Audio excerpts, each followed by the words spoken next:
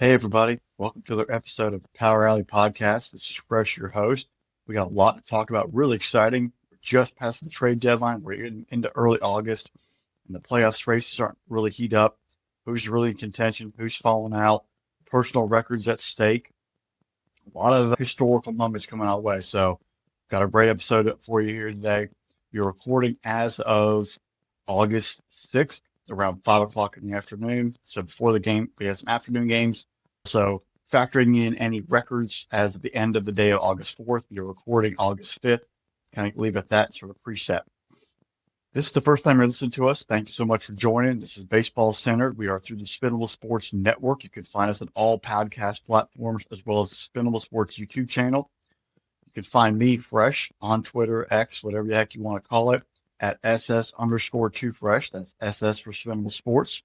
I'm the contributor to SpinnableSports.com and a co-host of our flagship podcast, the Irrational Confidence Podcast. The Irrational Confidence Podcast, heavily focused on college football, does touch into all sports, but really talk college football, so that's definitely heating up right now this time of year. You can also find that on Twitter/X at IR Confidence Pod. If you're looking to follow the Power Alley Podcast on Twitter or X, at Power Alley Pod. And if you're looking to follow Spinnable Sports for all sports in general, at Spinnable Sports on Twitter, X, as well as SpinnableSports.com. Now we kind of got through some of the administrative details. Let's dive right on in. And we got the trade deadline came July 31st, and there's a lot of rumors heading into the trade deadline. Who's going to get moved? Who is not going to get moved? What was the best fit? How many teams would actually be involved? Because in the past, with the trade deadline kind of get moved and more wild cards, sometimes the trade deadline gets a little quiet outside of maybe one or two players getting moved or some very small minor moves that nothing really moves the radar. But this trade deadline saw a lot of action. First of all, we really want to look at Eugenio Suarez was the big name out there for everybody. Who was going to get him? Was it going to be the Cubs, the Yankees, the Brewers, the Mariners? A host of teams have third base issues, even the Mets. Who was going to land the big bat to really solidify the lineup down the stretch? Got to give a lot of credit to Seattle Mariners and that front office for going all in. They have the pitching staff. They have a bunch of solid players, but they went out and got Josh in there first in a separate deal. Help solidify the first base situation, and then go out and get Eugenio Suarez. Now, up to that, he got hit in the hands during the All-Star game. Like got hit in the hand like the week before a couple of days before he got traded. Kind of had a little extra question mark. How bad is that injury? Is that going to really hang and be an overarching element? But the Mariners pulled the trigger, went ahead and used some of that depth in that minor league system to go ahead and bring in another power bat. And with that pitching staff, that Seattle team has already had a great season. They could really make it a very, very fun summer and early fall. They can keep putting it together and playing well. It's funny, like we always have, everyone has that one team that they love. I'm a Brewers fan. I'm going to call it right now, like I always have. But there's teams like the Orioles, the Mariners, the Athletics, those other teams that people don't always pay attention to that that deep down we all kind of like, we want to see them be okay. Like even the Rays, like I want to see them be be successful. Bleepity bleep to the Yankees or the Red Sox, some of the or the Padres, the Dodgers, the Cubs. You want to see those lesser unknown teams win and do it impressively, take the big risk, and then back it up with W's on the field.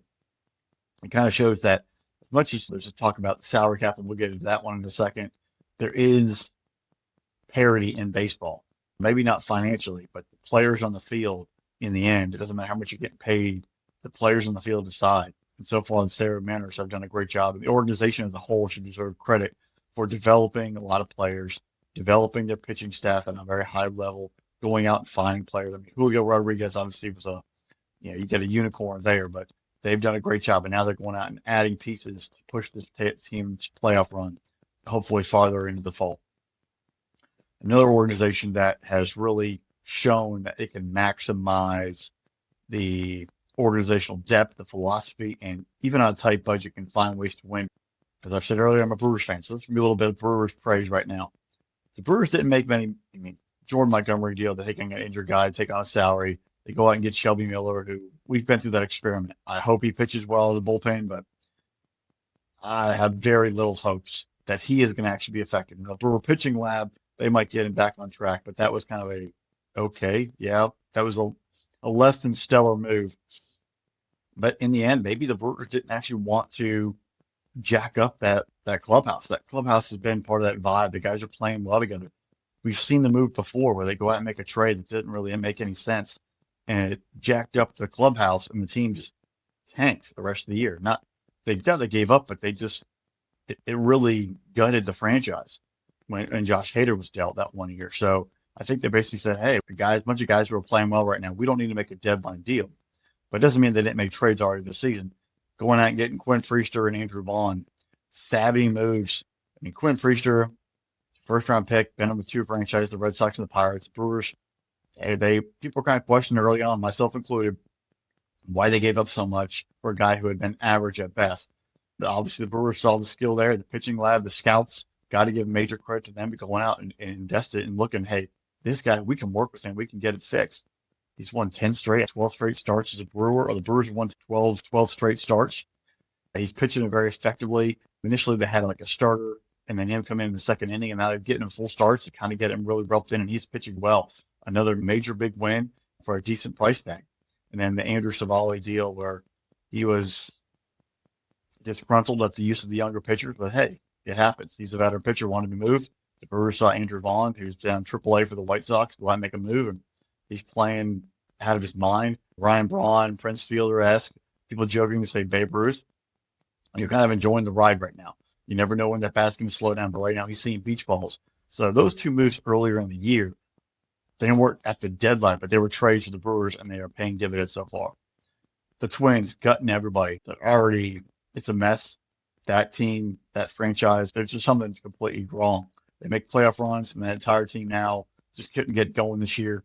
And then Carlos Correa, who they spent tons of money on, trading him back to the Astros, going home. It kind of just feels right, and maybe it'll ignite his bat, playing third base there along with Pena at short. We'll see. Getting him back there with Altuve and some of those guys. And they obviously had some injuries the Astros have, so they needed somebody else to come back in and step in. And he's so far so good right off the bat. Yankees, a lot of pressure for the Yankees to get it done. Aaron Judge being out, that team was in some serious – they felt his loss significantly. The offense was not there. Stanton was not picking it up. Jazz Chisholm wasn't picking it up. Bellinger wasn't picking up. They just don't – you can't really replace Aaron Judge. Pitching staff was struggling. They had to make something happen. They had to do a lot. They go out and they trade for Ryan McMahon, who's had a rough couple of years in Colorado, but he has a great, solid history. I think this maybe re-energizes him now. He plays for a winner.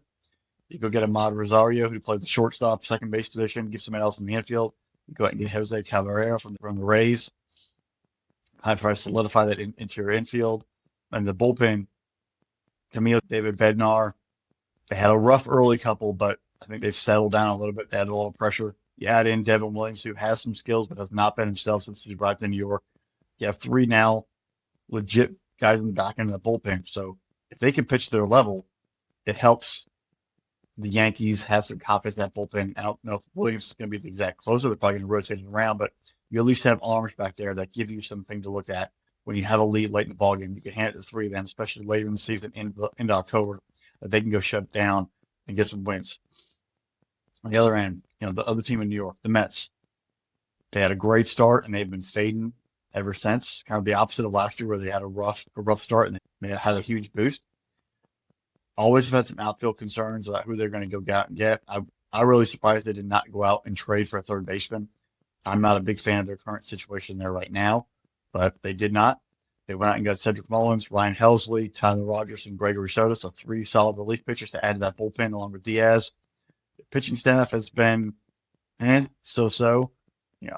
Who knows how much you're going to get out of those guys the rest of the way outside of Kodai Senga, but they at least went out and got bats to supplement that lineup. And Cedric's going to be a platoon player, but at least it gives you someone else off the bench as well. But the Mets right now, I think they're a playoff team, but we'll dive into their home and road splits a bit later. They have to be playing in Citi Field to really have a chance of being successful. The Phillies did make a big deal move. Obviously, we know about Alvarez and his situation with PEDs and not being able to pitch for the postseason, so they went out. Again, the Twins unloading everybody. Johan Duran, make a big chance to go, big trade, go get a big-time closer. You pair him in the back there with Hoffman, 1-2 punch. The Phillies now have the lineup. They are loaded. get Harper healthy. You had Schwarber, you had Trey Turner. The starting pitching, obviously, Zach Wheeler and Sanchez has been fantastic. This Phillies team is loaded. I think the closing role was a need, and they went out and nailed it. They can stay healthy and keep moving. In my opinion, I think they just have they have a vibe about them right now where everyone's always getting the Dodgers' attention. The Dodgers have serious pitching issues. The Phillies feel like they have it kind of lined up, and like always, they're going to be a heck of a lot to deal with in October. The Rangers have kind of been lurking, and even though the pitching staff's solid so far, they went out and just added a couple extra pieces to make sure that they're okay with Merrill Kelly and Phil Maton. I think they're lurking right now in that AL playoff race, and if anything goes right, those bats start heating up, they can put themselves in a great spot. Those are a lot of my big winners. Some trade losers, the Twins. I mean, yikes. I had so much hope for that team. They sold everybody. They have AAA ball club basically rolling out there, and then Byron Buxton, unfortunately, hurt again. Hopefully he comes back soon. He's going to have no one around him. Did they really need to sell? Is the payroll that bad? There's a lot of questions there that I don't even have the answers to, but it just did not seem right that they just dumped everybody and basically said, all right, we're jumping to a complete rebuild. When your best player has already waived, has a no trade clause and wants to stay in Minnesota, what did you just tell him? That we don't want you playing with anybody else of our legit or use all our prospects and keep rebuilding and rebuilding and rebuilding. That's a tough sell, but we'll see what happens. But the Twins, they basically let everybody go. The question I had was the Rays, hit by Rays, in or out? I mean, they were in the playoff race for a long time. They hit a tough stretch in the middle of June through early August. But were they in or out? They're not that far out of the wild card. I think 4.5, 5 games maybe. You trade some guys away, but you go out and you acquire Adrian Hauser and Griffin Jackson to supplement your pitching staff. So it's kind of like we get rid of a couple of guys like Caballero, Dan Jansen, but we go out and we add in more pitchers. Are they just trying to maintain a even balance? And if they win, they win. If they lose, there's at least bringing staple guys in to have control over the next couple of years and keep building that way. We'll find out. But it just seemed like what was the focus of the organization there?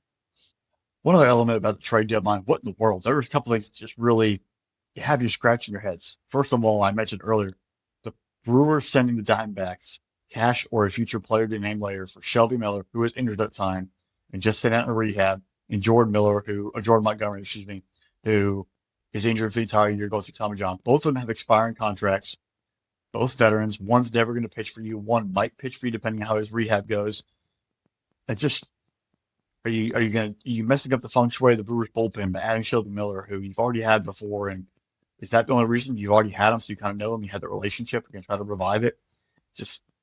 It seemed like a useless deal, but hey, I'm going to stop questioning the Brewers front office because Matt Arnold and that entire development group, the pitching lab, the scouting department, obviously they've hit on everybody else they've acquired.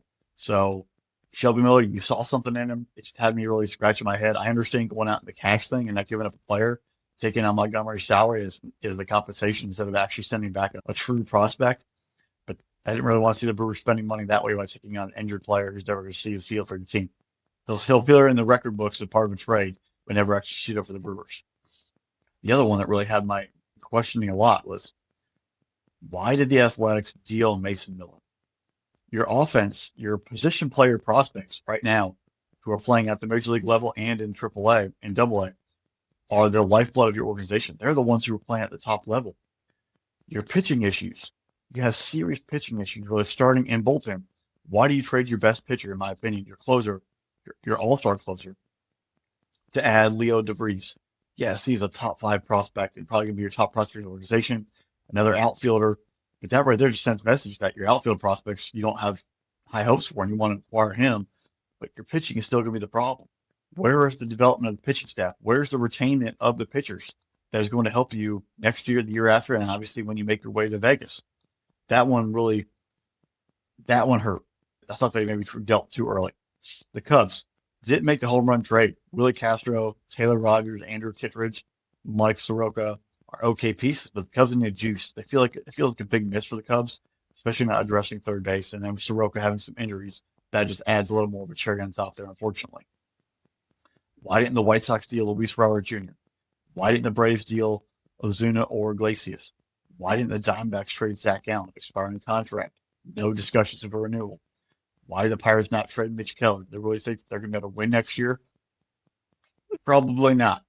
If you want to help supplant Paul Skeens, you need to get rid of Keller or bring in some more prospects, and especially on the offensive side, or the bullpen element, and build that entire franchise. Right now, there's obviously a lot lacking. Cardinals not dealing Nolan Arenado. They're still on the fringe of the NL player race, but they're fading. Why don't you just deal him and start the rebuild? Are you trying to wait for the winter market where he's going to walk? That one kind of had me question. Marlins, believing they still can get a wild card spot and keeping Alcantara and Edward Cabrera, but you trade Jesus Sanchez to the Astros. You trade a big bat in the outfield who's been a starter for you, a big run producer, but you keep your two pitchers. Again, very similar to the race. Are you in or are you out? Where are we? What was the thought process behind that? Alcantara's had ups and downs. Has not fully recovered from Tommy John yet. But doing that, are you thinking maybe an off-season deal is going to equate a better return, or you want to give them the 4 years of rehab before you start trading somebody else? Was there something back? And people had questions about that. That's the only kind of thing that I really see. Maybe the reason why they didn't, but that doesn't explain why you don't trade Cabrera, who was also pitching well, or Yuri Perez. So Marlins in or out. They're right there at that fringe where I think they said, hey, we're going to batten down the hatches and just keep going with our young squad. If we make it, we make it. If we don't, we don't.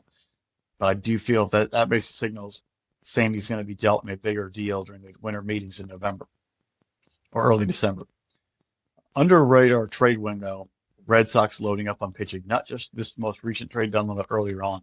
They got Kyle Harrison and Jordan Hicks in the Devers deal, and they just added Dustin May and Steven Matz. They're right now in the thick of the wild card spot. They are loading up on pitching right now, which will be beneficial when it comes down to the end of the year. Dustin May, I think, coming off an injury, he's had some ups and downs. He should have probably been sent to AAA with the Dodgers. He sort of gets it back on track. But they had no other pitchers. They had to keep going out there and just every fifth day, like a professional, taking the ball. But now getting that thing, a change of scenery, reset, seeing some positive returns. I think that'll be good for him in Boston. But good savvy moves there by the Red Sox. Speaking of the postseason, a lot of these moves are obviously made during the trade deadlines for that. Let's kind of take a look at the standings as they reflect. These are as of prior to games on August 6th, so reflective of post-August 5th results. Blue Jays in first place, 3-game lead on the Red Sox, 6.5 up on the Yankees. Even the Red Sox have a 3.5 game lead on the Yankees. I think the Rays are 3 games under. They're basically out of it. I think they waved the white flag earlier on. They were kind of in it, but they've really fallen hard on tough times here. The Tigers, it was like 11 or 12 game lead earlier. Now it's just 7-game lead over the Guardians. I'm not saying they're losing ground, but they've definitely given back some couple games here to Cleveland. And that team lingering, you never know. My eyes are really, though, I think the AL Central is the Tigers. They're going to wrap the thing up in a heartbeat. Look at the AL West. Astros in first place. Mariners 3 out. Rangers 4.5 out. A game and a half behind the Mariners. Just like in the AL East.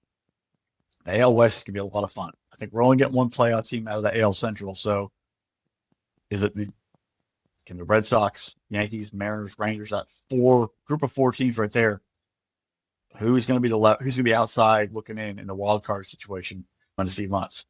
You kind of also look at home records. One thing that is something of note, home and road, the Texas Rangers, 36-20 at home, 24-35 on the road. If the Rangers can figure out how to win on the road, that's going to help them make the playoffs and help them really make up some ground. And that right now is holding them back. Very similar. Look at the Red Sox and the Yankees and the Blue Jays. Blue Jays are 38-19 at home. They're 29-29 on the road. Usually you want to play 500 ball on the road, so right there, that kind of speaks to it. The Red Sox, 39-21 at home, 25-30 on the road. And the Yankees, 34-22 at home, 26-32 on the road. Ironically, every team in the American League East has a 500 record or worse. There's not a winning record on the road in the American League East. The Blue Jays are 29-29. Everybody else is below 500. No one in that division can actually be successful on the road. Getting a higher wild card seed to have that first game there, and also getting one of the top 2 seeds, very influential and very important to have all those games come through your ballpark as opposed to having to go on the road in the postseason. Postseason baseball is already tough enough as it is. But if you are struggling to win on the road, that is not going to prove very beneficial. And even looking at the AL West, the Astros are 29-26 on the road. The Mariners are 29-28 on the road, but we also mentioned the Rangers having that losing record. So not many teams are dominating on the road. They're playing much better at home, which makes sense. But playoffs, you're going to have to find ways to win games on the road consistently if you want to navigate that entire overall wild card standings for the American League right now. Red Sox, they have the top spot of the three wild card spots. They're 3.5 games up on the Mariners, who sit second. The Mariners are a game up on the Yankees. The Yankees right there, that third and final playoff spot, half game up on the Rangers, a game and a half up on the Guardians, and 4 games up on the Royals. And I know we talked about the Rays being 3 games under 500. The Royals were 2 games under 500, but they're both within 4.5 games of the playoff spot. So we still have 48, 49 games left in the regular season. There's time for them to make a comeback and make a run. But it is getting a little dicier for both those teams. But right now, the main thing is that Guardians, Rangers, Yankees, Mariners, those 4 teams all within 2.5 games of each other. How's that going to play out by the end of September? We'll flip our attention to the National League playoff race here, and the division sort of set up as we stand. Phillies right now in first in the NL East, 2 games up on the Mets. The Mets are then 7 up on the Marlins. Marlins are only 9 games out of first, 2 games under 500. The Braves are 17 games out of first place, 47-65. If they lose to the Brewers, being 47-66, that would just be I mean, Acuna Jr. is one thing, but Ozzie Albies still playing every day. Olson's playing every day. Michael Harris is playing every day. Ozuna's playing every day. The catcher situation is playing every day. They're just something. Snit, I think that they need a new GM, and Snit needs to go just shake it up. Right now, there's just a lack of energy across that ballpark. Looking at the Brewers, I thought it was going to be the Cubs this year. The Brewers are putting guys out there like Caleb Durbin, and Ortiz, Bryce Terang, Sal Frelick, Andrew Vaughn, Blake Perkins, Isaac Collins, Rookie of the Month, by the way. Hint, hint, boop, boop, big time. A bunch of guys that you never heard of before, or you haven't, unless you actually pay attention to baseball, you have. That is the first place Milwaukee Brewers. That is the best record in baseball, Milwaukee Brewers. That is a 69-44 team with a chance to be the first team to hit 70 wins. And if they do, they'll be the fastest Brewers team to ever get 70 wins in franchise history. This team is playing very well, road and home, pitching, defense, timely hitting. They're top 3 in stolen bases. It's amazing what a bunch of guys without. Yeah, you have Yelich. Yes, you have Contreras, who's been an all-star. Yeah, you have Brandon Woodruff, Freddie Peralta. But all in all, star power for the Brewers isn't through the roof, and yet they are just doing it. They develop pitchers. They pitch well. They play defense. They play the philosophy of the organization, which is doing X, Y, and Z and doing it very, very well. And they find players to fit that mold. And those guys blend with each other. They play with each other. They know how to win. They don't need to be flashy. They just figure it out every single day they step on that field. And it's going to be, can they keep this thing going? Can they keep this ride all the way through the rest of the year and into the playoffs and actually get to a World Series for the first time since 1982? We'll find out. But right now, it's just a very exciting, moment, especially as a Brewers fan, seeing all this happen, seeing this constant positive momentum every single day they step on the field. The Cubs are also 4 games behind them in second place, 65-48, playing very, very well. And you look at the NL West, we thought the Dodgers were going to run away with it. Well, they have some serious pitching concerns, and their offense has dealt with some injuries. Dodgers in first place, but only 3 games up on the Padres, who have a 6-game lead on the 557-57 Giants. So Dodgers not out of the woodwork. I got a feeling that's going to come out of the last day, just like the Brewers and Cubs, just like the Phillies and Mets. We have 3 intriguing races in those 3 NL divisions that are really going to they're nowhere near being settled. I don't think they'll be settled until the last weekend of who's going to win the division, who's going to be in the wild card. So something to keep an eye on all 3 of those. Really, really great baseball coming down the stretch. And I kind of mentioned Brewers' home records. If you're looking to bet, Brewers are 36-20 at home, but they're 33-24 on the road. So pretty solid splits both ways. Nothing's really truly telling. One thing I will say, if you're looking to bet on money line bets, the Phillies are 37-21 at home, but they're 28-28 on the road. On the other side, right behind the Mets, 38-20 at home, 25-31 on the road. There's major road home splits there for the Mets.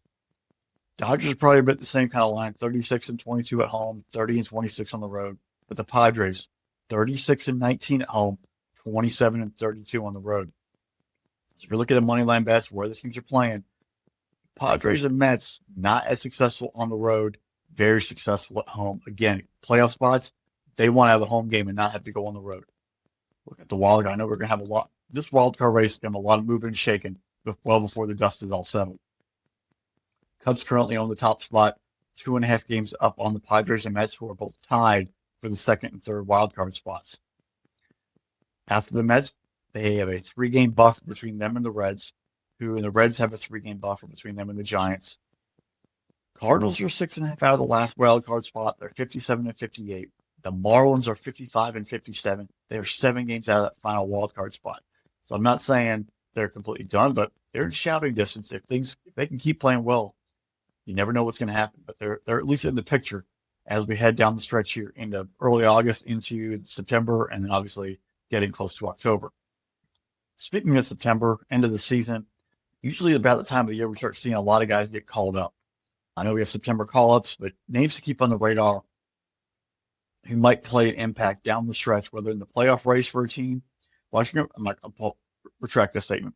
All these guys will have an impact on the playoff race one way or another because they're either going to be playing a playoff contender and have to show up in September if they get called up, or they're playing for a team that's in contention and they have a chance to really contribute and make a play.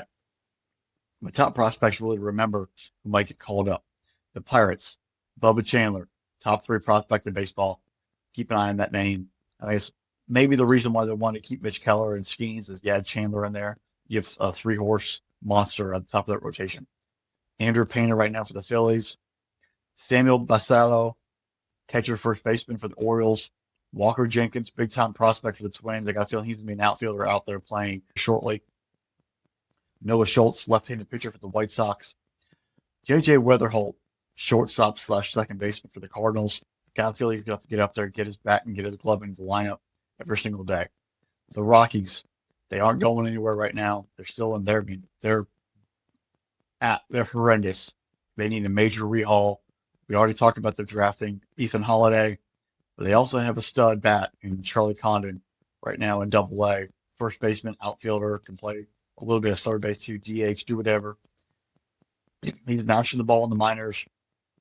I could see September them calling him up and just getting his bat up there, getting a chance to really experience what the major league level is like, because he's going to eventually be a centerpiece around the Rockies organization, the Rockies offense. They get him that taste now, let him get up there, experience the clubhouse, get him close to the major league venues, and build off of it as they move forward.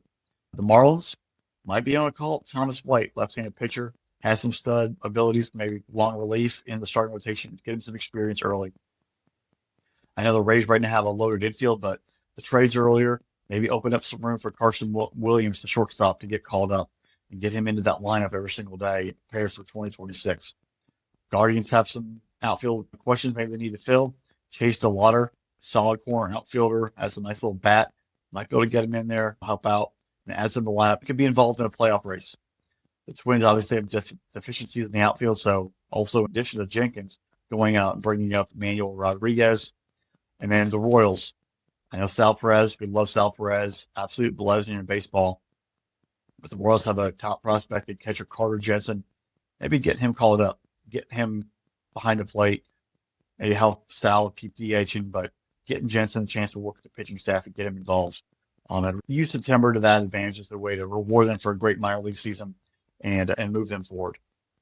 A lot of moving and shaking now. You're going to see a lot of roster moves in the next 6 weeks as we sort of tidy up.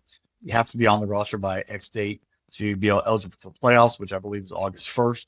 So none of the September calls will be there, but if you want a guy eligible for the playoffs, you probably get him on late August, so he's across that threshold and eligible for your team. We have seen the past where a top prospect gets called up at the last minute and somehow makes the playoff roster and dominates in the playoffs. Finnegan, a couple of guys for the Rangers, I think Evan Carter off the top of my head.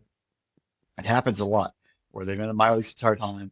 No one has the book on them yet for the high major league level. They show them progress, they get called up, they show up in the playoffs, and they produce. As we move from cinema on the field, let's look at my baseball movie of the week. I know I missed the past couple episodes, had a lot to talk about around the trade deadline and the MLB All-Star break. To head back, our baseball movie of this episode, one that kind of hits really at home, I think, for everybody, and there's a lot of deep meaning to it, but it's still baseball. The movie for me, for love of the game. Kevin Costner in baseball movies, obviously, Field of Dreams, and this one are two of the best. But he is, in full terms, fantastic. He hits the baseball movies out of the park. He takes them in a different, unique role. In this movie, for love of the game, he plays Billy Chapel.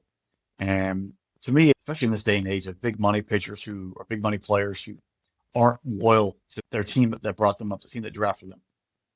They sign the contract, they leave. They always want to keep chasing something else instead of being loyal to the owner, loyal to the franchise, and hey, do what you want in your own career. But in this case, this character, Billy Chapel, absolute stud. If you want to put him in comparison, I'm going to say outside of the moving, imagine Justin Verlander right now. He's about 40-something years old. He's won some Cy Youngs, won some World Series. Just imagine if Justin Verlander was a Detroit Tiger his entire career. Never leaves, wins with them, loses with them, is always there.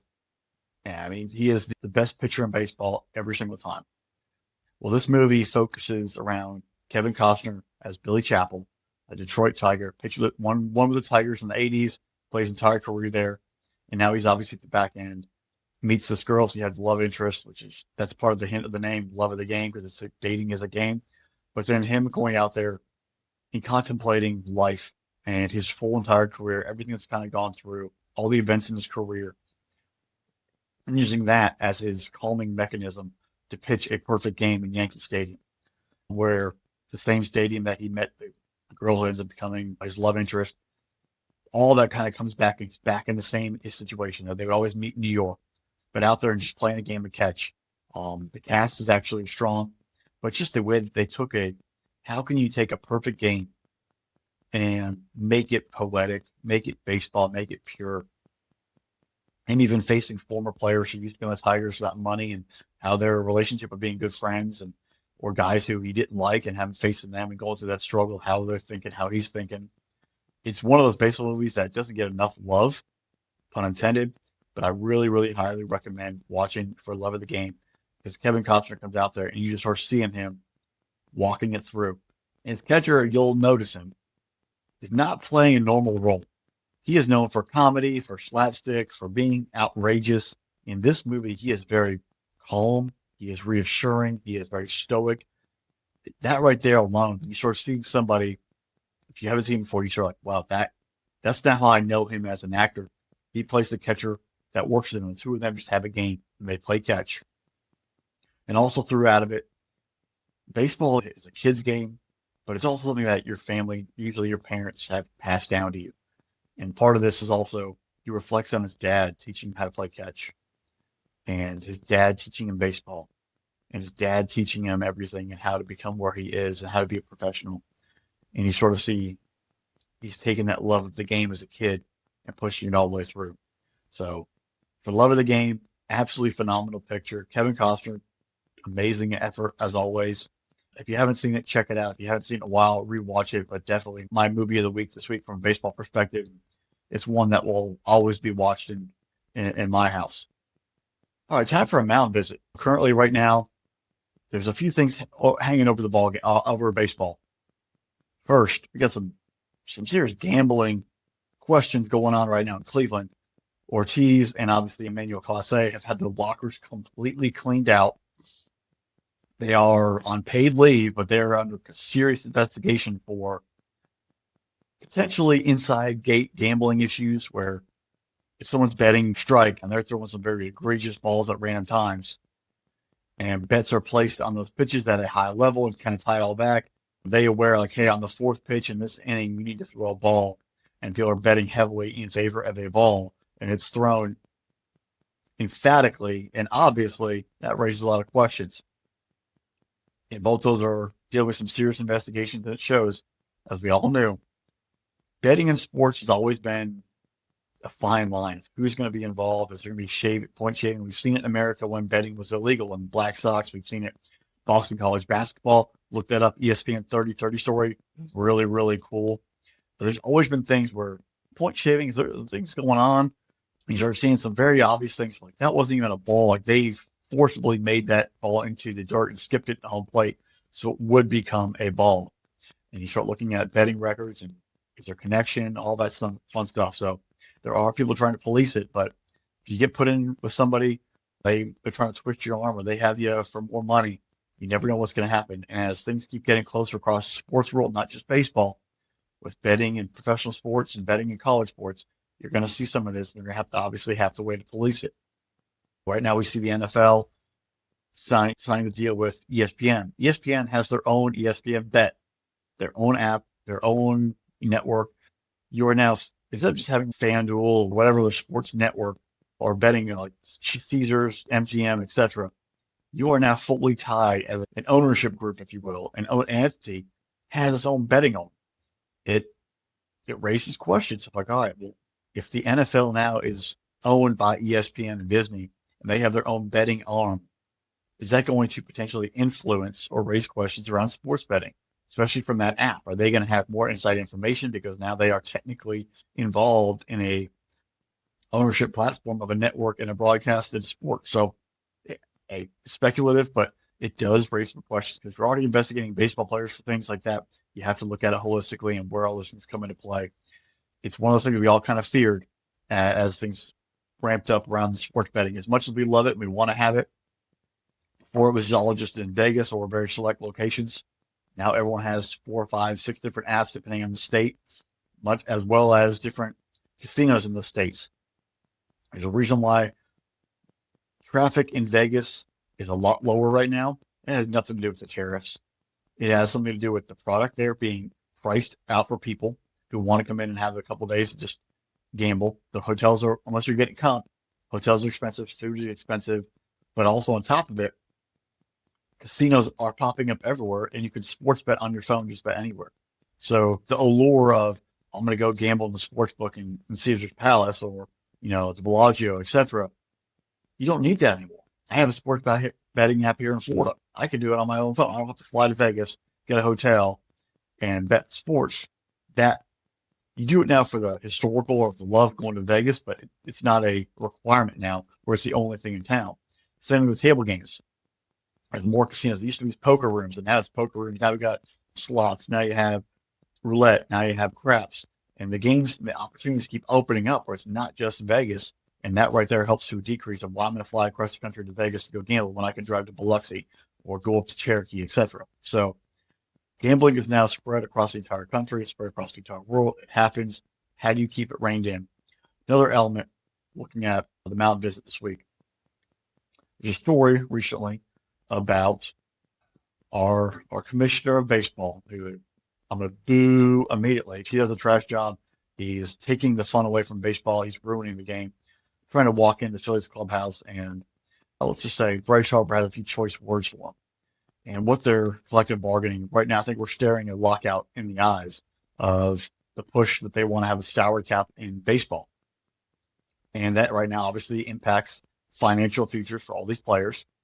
It's be prepared, folks. Unless some arbitrary moments come into play or some serious adults in the room, you're going to see almost likely a lockout before the next collective bargaining agreement, because this is the main thing where Major League Baseball and some of the owners want a salary cap to stop having to pay exorbitant salaries or long-term contracts, and the players want to get paid.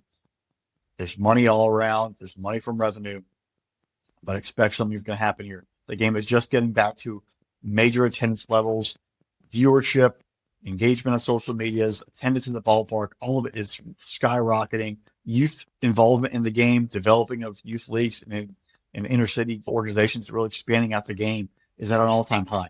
We are absolutely right now in a renaissance of Major League Baseball and baseball in general. It's going to be killed by a potential lockout, which I never want to see, but be prepared for that. That might come. Well, one thing that's not stopping is the 2026 World Baseball Classic. And as we've been through in previous episodes, we are looking at how to build out our perfect Team USA. Try to help out Adiro, Mark DeRosa, and building out the perfect Team USA baseball squad to go out there and go get that title back after losing to Japan last year and win it in a tournament before. So when this team comes together, this is the squad we want to keep building out. First off, as you know, Aaron Judge and Paul Skeens are already on the team. They already are locked in on my roster. We're not touching that. They're there. We can't do it. We can't just pull them back. We've also added Zach Wheeler and Kyle Schwarber, Mookie Betts, and Josh Hader, giving us some flexibility with second base, shortstop, outfield for Mookie Betts. Schwarber can play outfield and DH. Obviously, a massive power bat, over 40 home runs again. Hader out of the bullpen from the left side, Zach Wheeler. We did add Bobby Witt to our team before it was officially announced. So Bobby Witt is on the team. I think he's going to be our starting shortstop. Griffin Jackson out of the bullpen, obviously Air Force Academy grad, and his wife is a lieutenant colonel in the Air Force. Can't get more Team USA than that. Nolan Arenado. You need a solid third baseman who will be a gamer out there, will lock down the hot corner. Got to put him back out there. Jason Adams, a solid relief pitcher from the Padres, put him on my squad. We had Cal Raleigh on our squad when he hit at his 34th home run before he was officially announced by Mark DeRosa. So he's on our squad first. He's obviously well past 34 now, but we announced him when he had 34 home runs. That was a while back. We also added Mason Miller in the bullpen. We want to make sure we have, figure they're pitching in March. Starters aren't going to be fully ramped up. You're going to need back end of the guys to really come in there and lock it down. Hader, Adam, Griffin Jackson, Mason Miller. That's 4 solid relief pitchers. Our last episode, we went after and added 2 Tigers, Riley Green and Tarek Skubal. So a solid left-handed starting pitcher. You pair him up there with Skeens and Zach Wheeler. That's a tough 1-2-3 in any kind of playoff series or even anything down the stretch or in tournament play we have to face. So getting some studs out there who are actually going to pitch at a high level is going to be huge. As we continue to keep this building squad, today we're going to finally address the first base position. There's a lot of great options, but right now we need to have that polar bear in the lineup. We're adding Pete Alonso to Team USA as our first baseman. Put that bat in there. Him and Schwarber and Aaron Judge, 1, 2, 3 in the middle of the lineup. You add in Riley Green out there. You add in Mookie Betts. You add in Bobby Witt Jr. Nolan Arenado. This offense is going to be lethal. We're not holding back. We're putting the boys in their lineup. We're going to put the boys on Team USA to go out there and start hitting bombs and having a vibe as well. You want a good clubhouse guy who's going to be there to fight for you. Pete Alonso is one of those. Like I mentioned earlier, it's early March. Not all your stars will be totally ramped up. You're definitely going to need bullpen. You're going to have a lot of innings to eat up. Tyler Rogers is being added to my squad. 394 career games, 2.78 career ERA, 392 and 2/3 innings pitched in his career, 297 career strikeouts, a walk. Strikeout to walk ratio is 4.0, so he's obviously 4 strikeouts for every walk, 19 career saves, and 143 career holds. Tyler Rogers, absolute stud in the bullpen. You mix him with the other guys we've already mentioned. That's going to add a major strength to Team USA as we move into the World Baseball Classic. Next episode, we will add a couple more, but right now, so far, that is our squad as we stand here on August 6th. And our deep drive to left. Whew, that ball is flying high right now. It's really hot out there. Ball's traveling. We're going to move into our power rankings. As of today, August 6th, our power rankings, and I actually don't want to do this. I don't want to jinx them. Knock on wood, my top team, the Milwaukee Brewers. Obviously, 69 wins, potentially have a chance to get to 70, maybe the first 70. Often, home and road splits are fantastic. They're scoring tons of runs, plus 121. I think going into the third game of the series versus the Braves. They're doing it. It's their top seed. Number 2, the Blue Jays. Number 3, the Chicago Cubs. Number 4, the Tigers. Number 5, the Phillies. Phillies have had a little fallback a little bit here in late July and early August. Dodgers at 6, Mets at 7, Astros at 8, Red Sox at 9, Seattle Mariners at 10. You're going to notice the Yankees are not in my top 10. They have not looked well. They have been playing very, very bad. They have the same winning record, I think, as the White Sox the past 3 weeks or 4 weeks. They are in a serious spiral. They've got to get it reset. Got to get Aaron Judge back. He just came back, but he's got to be himself, and they've got to start playing at a higher level. Because right now they're on the outside looking in, really, for a serious playoff contender spot. Even though they're in the wild card, they keep playing like this, that final wild card spot might drift away really quick. We have our top 10. We also have our bottom 5. Our bottom 5, the Braves, they're still a total mess. Top to bottom, expectations, everything there. It is horrendous what the Braves have put together so far. It just looks like the guys are going through the motions. What's the point of firing Snedeker, Snit right now? The pitching staff's been injured. The pitching staff's been beat up. Acuna Jr. has been out a lot of the year. The rest of the guys in the lineup aren't stepping up either consistently, so it's just been really, really bad. Pirates, I mean, Paul Skeens and everybody else. I like seeing McCutcheon out there, keep the vet, but the Navalsy, it's not a winning ball club. The Nationals have fallen in some tough times recently. They're spiraling down. Looks like that season's about over. The White Sox are still pretty bad, but they're playing with a bunch of young, intriguing prospects. Look at the Montgomery boys out there. At least they're showing some flash, as well as Kyle Teal. They're the worst team, Colorado Rockies. They're absolutely brutal. And we're recording right now. They're actually currently playing the Blue Jays in the third game of the series. The Blue Jays are about to set franchise records for hits, runs, and home runs in a series. This game is about close to 20-1 Blue Jays over the Rockies. Like, they've just officially given up. They're just trying to go play it out. But there has to be some serious organizational changes in Colorado. Because this season, we thought the White Sox last year in 2024 were historically bad. The Rockies are beating them leaps and bounds ahead of them. So if you're a Rockies fan, I feel for you. That franchise has gone through some tough times, and there needs to be a complete overhaul of everything they do. Look at some managerial decisions. Look at some best bets coming up for the next couple of weeks. Per Codify Baseball, you can find them on Twitter. So they have a lot of great information. Team records since June 19th. Brewers are 31-9. The Marlins have 26 wins. The Blue Jays have 28-15. Those are three teams right there that have been winning a lot recently. So if you're looking to make some bets, money line wise, those three teams are winning a lot. Yankees, Angels, and Tigers, barely 500 baseball. The Rays have been 14-27 since June 19th. There, so the bottom's fallen out. So bet against the Rays. I think they are in a downward trend as we hit the dog days of summer. You're looking at prop bets for stolen bases. Don't bet anyone to steal a base against the Royals. The Royals have allowed the least stolen bases in baseball at 31 in August. 31 through the season that we are in August. That is 4+ months. The Mets have allowed the next lowest at 50. There's a 19 stolen base spread between the Royals at 31, the Mets at 50. The Cubs have allowed 56. The Brewers have allowed 58. Those are the four least amount of stolen bases allowed. So if you're trying to steal bases and you're picking a guy, do not bet them against the Royals and Mets, Cubs, Brewers from there. If you do want to bet prop bets on stolen bases, if someone's playing the Marlins and they have some decent stolen base numbers, play them. The Marlins have allowed the most stolen bases at 135 and counting. They're followed them by the Astros at 115, the Rays at 110, the Athletics at 97, the Braves at 96, the Rockies at 94. Though, if you want to start betting stolen base props, look who is playing those teams, find a guy who has some decent numbers, and bet them heavily. If you're looking for money line bets or money line parlays down the stretch here in August, I mentioned a couple of home records. Blue Jays 38-19 at home. Red Sox 39-21 at home. Tigers are 37-22 at home. Keep those in mind. If they're at home, probably got a better chance they're going to get the dub. Food for thought. White Sox. If the White Sox are traveling to your favorite team's ballpark, they are 18-39 on the road and counting. Might want to bet your favorite team against the White Sox.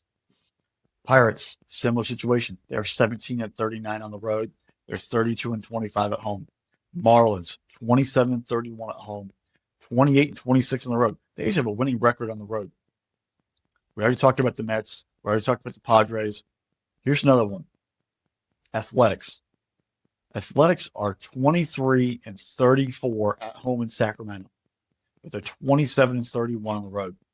So if the game's in Sacramento, good chance you're probably going to get an Athletics loss.